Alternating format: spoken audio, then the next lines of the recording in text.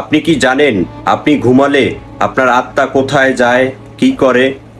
তাহলে শুনুন, বিশ্বনবী হযরত মুহাম্মদ সাল্লাল্লাহু আলাইহি সাল্লাম বলেছেন, মানুষ ঘুমালে তার আত্মা আকাশে চলে যায় আল্লাহর সিজদা করার জন্য। এবং আরও বলেছেন, যে ব্যক্তি পবিত্র অবস্থায় ঘুমায় তিনি আল্লাহর আরশের কাছে গিয়ে আল্লাহর সিজদা করেন। এবং তিনি আরও বলেছেন, যে ব্যক্তি অপবিত্র হয়ে ঘুমায় তিনি আল্লাহর আরশের কাছ থেকে একটু দূরে গিয়ে তাকে সিজদা করেন। তাছাড়া আরও বলেছেন, যে ব্যক্তি পবিত্র অবস্থায় ঘুমায় তার মাথার পাশে বসে একজন ফেরেশতা আল্লাহর কাছে সারা রাত প্রার্থনা করেন। তাই আপনি যদি প্রকৃত মুসলিম হয়ে থাকেন অবশ্যই এই ভিডিওটি শেয়ার করতে ভুলবেন না। এই ভিডিওটি সবাইকে দেখার জন্য সুযোগ করে দিবেন। ধন্যবাদ সবাইকে। কাউকে বোকা বানিয়ে নিজেকে চালাক ভেবো না। সে তোমাকে বিশ্বাস করেছিল বলেই তুমি তাকে বোকা বানাতে পেরেছো, কথাটি মনে রেখো।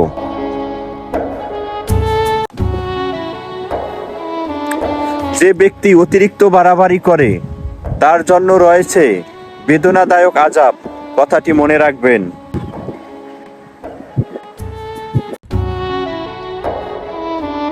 হাজারো টেনশনের মাঝে আল্লাহ ভরসা শব্দটি যেন মরুভূমিতে এক গ্লাস পানির সন্ধান। আলহামদুলিল্লাহ।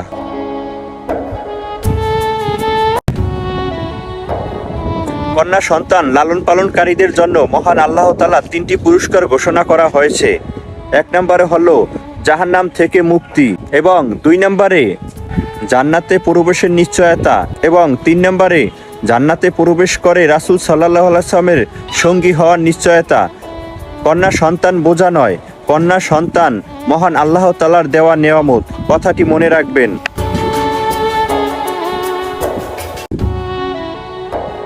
আমাদের দেশে এবং আমাদের সমাজে পিতামাতা থাকা সত্ত্বেও অন্য কাউকে পিতামাতা স্বীকৃতি দেওয়া, রাসূল সাল্লাল্লাহু আলাইহি ওয়াসাল্লাম বলেছেন, অন্য মানুষ তার পিতামাতা নয় সেটা জানা সত্ত্বেও তাকে পিতামাতা স্বীকৃতি দেওয়া এবং তাকে পিতামাতা হিসাবে মান্য করা এবং তাকে ডাকা তার জন্য জান্নাত হারাম করেছেন।